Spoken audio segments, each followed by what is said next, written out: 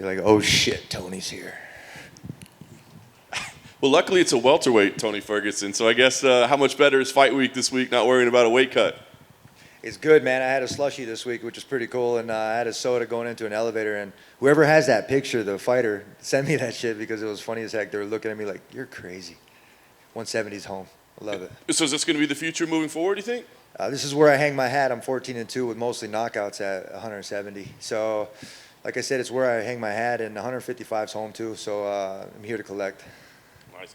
Last fight, obviously, man, everything was going great until it wasn't. I'm just curious, I mean, knowing the effort that you put in and how good you looked, how difficult of a result was that for you to kind of accept? Not really. I don't remember being on the stool. I remember him getting his hand raised, talking to Chuck. I remember walking out towards the ambulance, and I was like, oh, shit, yeah, you lost. Ah, fuck. Went back to the drawing board. For 2 months, I started lifting heavy, real heavy, because I knew what I was going to do subconsciously. So I was like, okay, cool. Talked to the brass. We said it was cool for 170 or 155 pounds, whatever I want to do, shot call. And they had an opportunity for me, so I took it. You know, went to Jackson Wing for this camp. I went for Black House a couple times, but most of the time, all I did was I took these opportunities how I needed to. I stepped in a cage for the practice room for the first time in about 5 to 6 years. I mean, it's been a while since I practiced in a cage, guys. I've always been on a mat, and it's been the first time I sparred since 5 or 6 years as well. So it's a little bit more interesting. I've been doing this by the, you know what I mean? It's kind of like, you know, by the sweaty balls, I guess you would say, and just going in there and doing the shit. But it's different now. I put deodorant on. We're cool now. You know what I mean? We're cleaning it up, and we're going in there, and we're gonna have some fun, man. You guys are gonna see old school T. And not talking myself in the third person either. But we like that. What is the plan moving forward for your training? Like you said, you got some different looks and stuff. I mean, do you think that's kind of the idea is to just move around, or is it to set up a home base somewhere? What is the plan? No, man, I went fishing.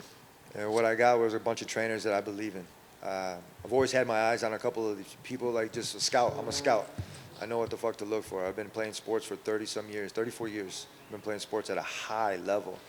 And the last time I put a great team together, we went on 12-5 victories. And we just made it happen. We started at a park, went to Big Bear, made up my compound. You know, I had trained out of my garage for Khabib at UFC 209, scared the shit out of that dude. And you know what I mean? We're just putting all the pieces together. And this is like not a final piece, but what this is like that part of the puzzle that you just keep, you know, the frame is done. Oh, cool. Now I can work on the inside. I can do all this stuff.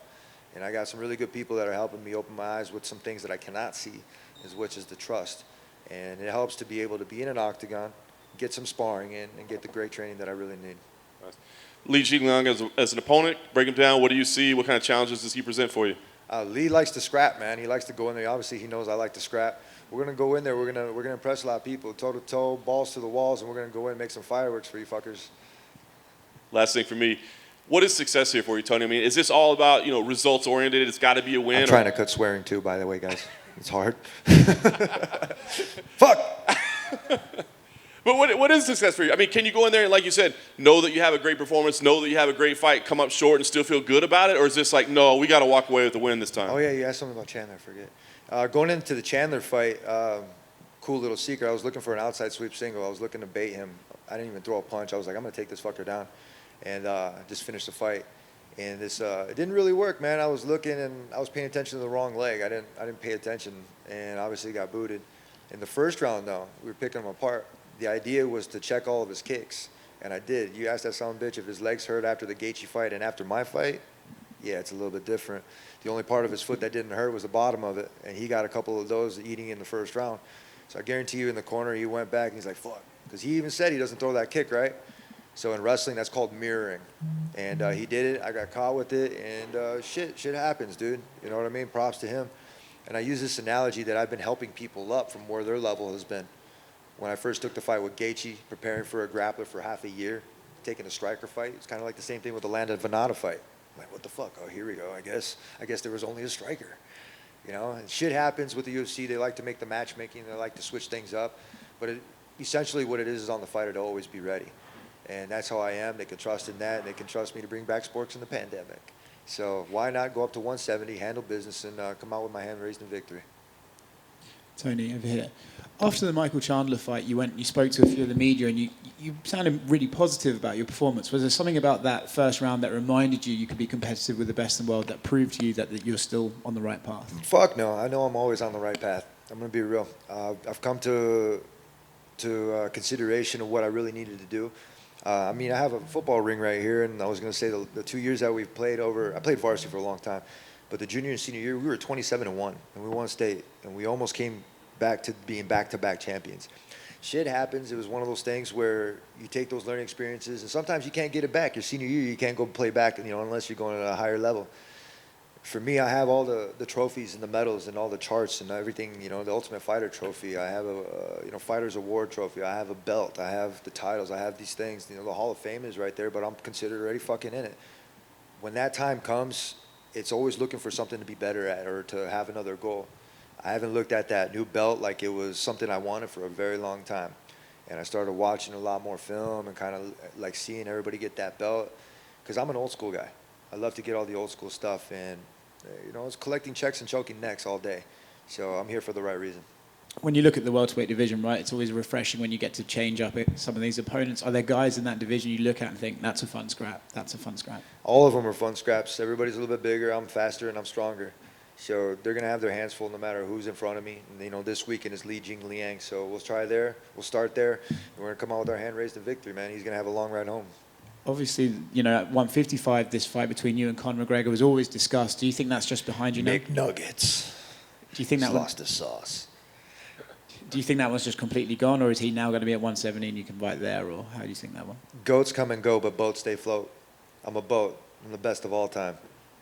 You know what I mean? That's a title that won't go anywhere. I'm always going to be the fucking champ. Nobody's going to ever do what I have done for this sport. I brought back sports for the world, man. And that took a lot of balls, and that took a lot of teamwork from my management, Dana, and just anybody else who was in that for the last 3 days trying to figure out what we wanted to do. And to see that from how we are now and just kind of like just paving the way for everybody. Everybody loves this fucking sport, and I'm very glad that they do because we work fucking hard, man, in this sport. I can't say anything about boxing because I'm not a professional boxer, but I see them training just as hard. And if you're in a high-level competitive sport, you better love that shit, man, and try to figure out what you really want to do. And I've got what I want to do. Last one from me. Great main event on Saturday. I'm curious how you see the fight between Nate Diaz and Khabib going. Double knockout. They knocked each other the fuck out. Tony, right? You said we should expect to see the old teas. I see you dyed your hair. Is that part of it? Like, 'cause you did that for years. I was just going too fast. The color faded, and I can't really do anything about it. It's something different. Like I said, I've always done it, and people just have jocked my style for a long time, and I stopped doing it. You know what I mean? I'm a cool guy, and when somebody does something cool like I do, I'm going to be like, fuck it, I'm going to go do something else. It's just not following trends. It's not doing anything else but just being me. And I like being me. 170 pounds, 155 pounds. Last time I scolded everybody, you know what I mean, which was cool. I don't have to do that. I said my piece already. I don't have to be an asshole. I can go in there and do what I want to do because I do what I want. And it's because I work my ass off. I love Vegas. I love how it is. It's Vegas strong all day long. And I'm here and happy to present myself at UFC 279. So when you see Charles Oliveira's hair dye, you're just like, I did that first? Nah, I don't really care. He's my student. And if you realize that, like I said, I did zero jiu-jitsu preparing for that kid. And that was a funny one. But that was during pandemic. It was some just random shit. Didn't happen. Hey, can you guys make it? No, man, I'm across the state. All right, shit, fuck it, whatever. I'll see you guys sometime. And just making it happen, just trusting in my training from Coach Eddie, which I did, man. That dude couldn't tap me out. It was crazy. When he had my arm out there, I was thinking of my kid because my kid's kind of not double jointed in that shit, but I was like, fuck it, I hope I am too. And just making it happen, man, and just being and smiling throughout the whole entire journey. You know what I mean? If you're backpacking across fucking the whole entire state or running across it like Forrest Gump, you better enjoy some shit. Have somebody buy you some new shoes. And you were pushing pretty hard to try to, I think it was to coach the Ultimate Fighter against Khabib, like team versus team. Was there any? We got the green light, bro. We're waiting on Khabib's fat ass. I actually called him Khabib. Did you guys hear that shit? We're waiting on Fathead's fat ass. And I'm going to be real with it. We got the green light from the brass. Went and talked to them. We got the green light from his coach. We got the green light from his agent.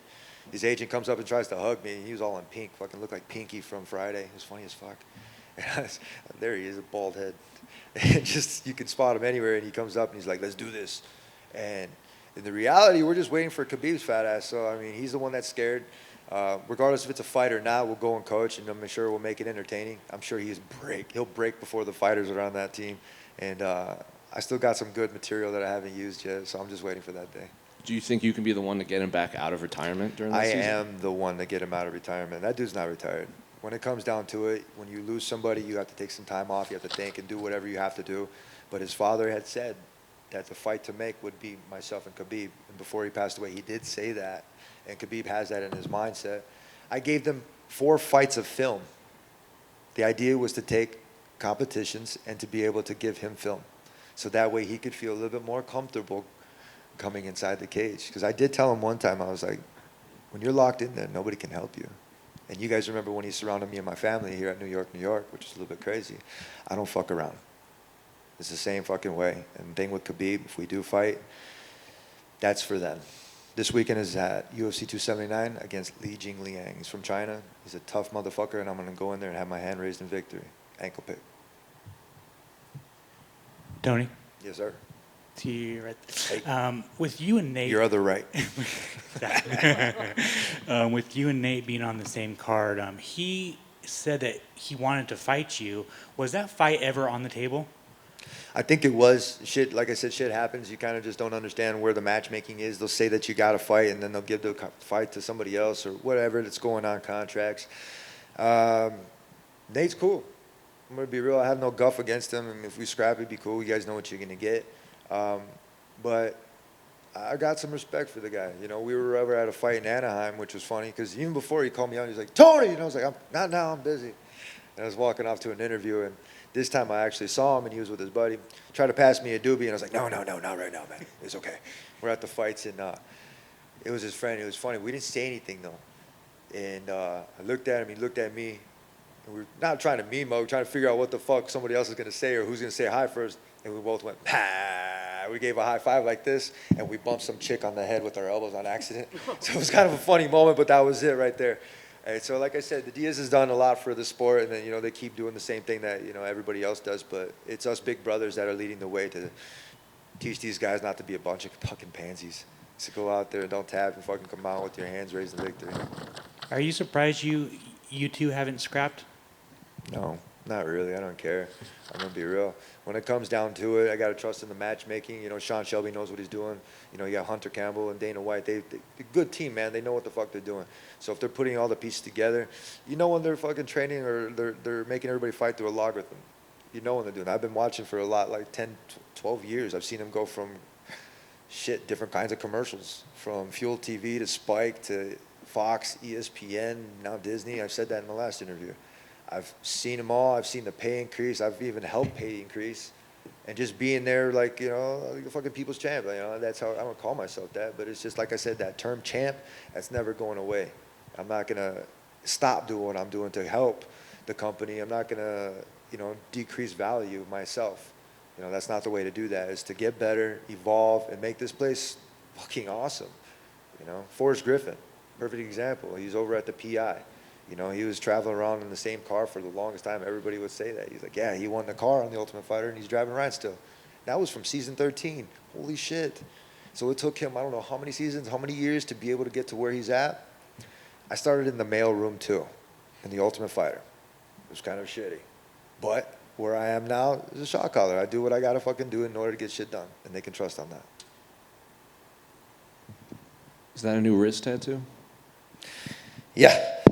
So I got some feet on me, not because of Chandler fuckers. This right here is my son, Angel Anthony.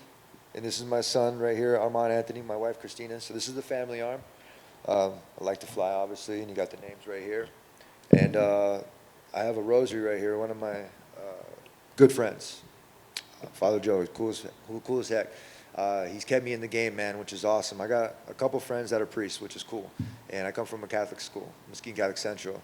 And just surrounding myself around good people just helps remind me, man, where I come from, and to be able to stay focused and to have somebody that has been there. He was in the Afghanistan war, and he got called in, the priest. And he brought his rosary with him, and he would say a lot of sermons for a lot of the different soldiers, and he would, you know, be on active duty, which is crazy. And I'm like, well, you a priest? He's like, yeah, I was there. It was cool. And he'd have a bunch of stories, which is cool, and I would sit there and talk to him. And I was at the church, and I asked him, I was like, hey, do you have any rosaries that I can buy? I have mine. I can't find it right now. And he says, yeah, I'll be right back. And he goes in a couple different places, and he comes back in like 10, 15 minutes. It was like for a while. He was looking for a while. Good guy. And he comes back, and he has one. He's like, here, you can take mine. He's like, this one's from the war. And I was like, oh shit, thank you. I didn't mean to swear. But yeah, I said, oh shit. And what I ended up doing was I got the rosary on me. It was my last fight, you know. You saw me in the background, I was saying the rosary. It wasn't because it was just saying it. It was because I was reiterating what I was taught from, you know, the priest, Father Joe, and just putting it back in there how I used to before football games. You know, we used to do prayer services or have full mass beforehand. And it was a good reminder, and it was enough for me to be able to go and do that. And it was cool. So everything has a meaning. Tony, gracias por tomar tiempo para hablar con la prensa. ¿Qué pueden esperar tus fanáticos que te siguen, te apoyan, no importa triunfos o derrotas este sábado contra Jim? Estoy suerte para, yo tengo muchos fans para soportar esta línea. Me da duro todo el tiempo cuando yo estoy practicando, pero no hay personas que ver. Y entonces solo una noche que todo el mundo ver que yo estaba practicando. Y es importante para yo, para ser mexicano, pero porque hay mucha gente en el mundo que necesitarlo. Y este fin de semana contra Li Jingliang, yo estoy listo. Estaba preparando muy inteligente con los otros gimnasios y mezclaba todos los movimientos y las técnicas. Y yo estoy listo para todo. Te da un poquito de más energía, más énfasis que en esta misma ciudad ganaste tu título interino del peso ligero hace unos cuantos años sobre Kevin Lee. La gente en esta ciudad es muy, muy amable. Teníamos mucho duro en esta ciudad, como el mismo año, como el día antes del Fight Week, hay un problema y con el shooting. Y para yo diferente porque hay una parte del noche, yo estaba en el Walmart y mi familia está en el church, en la iglesia, y en la iglesia es al lado del como el shooting. Y mi esposa le dije, entonces nosotros vamos al hotel porque el papá le quiere para visitar la music. Oh shit. And I didn't know. Y durante mi viaje a Walmart para comprar las comidas, yo tengo una llamada y le dije, mi hermano le dije, hay una shooter, hay dos shooters, cuidado. Y yo tengo 5,000 de mi familia. Y entonces nosotros necesitamos ir al hotel para encontrar mi familia. Y hay todas las calles están ciertos, closed. Y entonces manejar arriba como las otras partes y encontrar the opening of the hotel y encontrar mi familia y yo ver la televisión. Y hay muchos problemas en el televisor, en todos los canales. Y mi opinión para esta ciudad es diferente de las otras personas, es diferente. Y mi opinión para esta ciudad es mucho fuerte y mucha fuerza y tenía muchas ganas porque hay muy duro en esa parte, pero ahora es diferente. Hay un edificio nuevo de Raiders, en esta parte también hay una Apex y hay muchas cosas nuevas. Nosotros estamos muy lucky, I guess you would say. Qué bueno, man, que tienen suerte y en sí lo que estás diciendo es que aunque hayan cambiado las cosas, tenemos al mismo Tony y finalmente un pronóstico. Decisión, sometimiento, ¿qué podemos esperar este sábado con tu actuación? Estábamos preparando muy inteligente para los otros gimnasios. En este fin de semana me voy a mezclar todas las técnicas contra Li Jingliang. Es diferente, mi energía es muy bien, Estoy sonrisa todo el tiempo porque me comes todas las comidas ricos de español, como los tacos y burritos y Slurpees from 7-Eleven, y como es diferente. 155 piso ligero es diferente para yo. Para la Welterweight, esta es mi casa. Esta es mi casa. Es un lugar que me poner mi gorro aquí. Y en esta parte me voy a llevar el gorro y colectar mi dinero. Gracias, man, y buena suerte el sábado. Gracias, gente. Compa. Tony, just one question over here, Johnny, with iHeartMedia Salt Lake. What's cracking? Going back to your amazing run on TUF 13, you finished all your TUF opponents. You were so focused during that whole season. You'd show up with suits before your fights. You also used to keep a box of dreams. Now, I'm just curious, Dream box, looking back at your amazing career, everything you've accomplished, did you accomplish those dreams? Yeah, I had to. My coach would tell me all the time, when we first showed up at Grand Valley State, when I did, and he called me in, he sat us all down, gave us a note card and a pen. That's Coach Dave Mills from Grand Valley. He says, I want you to write down 3 goals. I want you to write down 1 goal that you can accomplish within and everybody, listen, I want you to do the same shit. I want you to write down 1 goal that you can accomplish within the first couple weeks here. The next goal is I want you to put another one in that you can reach within a half a year or a year. And the third goal, I want you to have one, regardless of what it is, big mansion or big expensive car, whatever it is, I want you to put that on there, whatever is unobtainable. And each time you complete a goal, you're going to get closer and closer towards that third goal. You would put your quote of your favorite athlete, sign it, your weight, height, all that good stuff. But what was important was those 3 goals. And in the dream box, I would do that. I would put my energy and put my mindset on what I wanted. I would, boom, put that and put it in the dream box.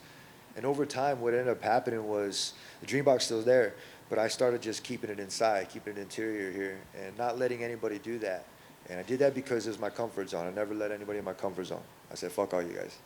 But pardon my language, but it's cool now. I don't have to be, who I have to be in order to get shit done here anymore. They understand where I come from, and they understand that I have a lot of following, that we can get shit done. We don't have to be angry against each other. We can go out there and be civil and get shit done. If we have to be mad, whatever. You see Cam's at.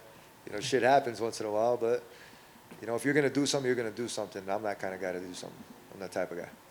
Awesome. Thank you. Sir. Okay, thank you. Sweet. Enjoy, guys.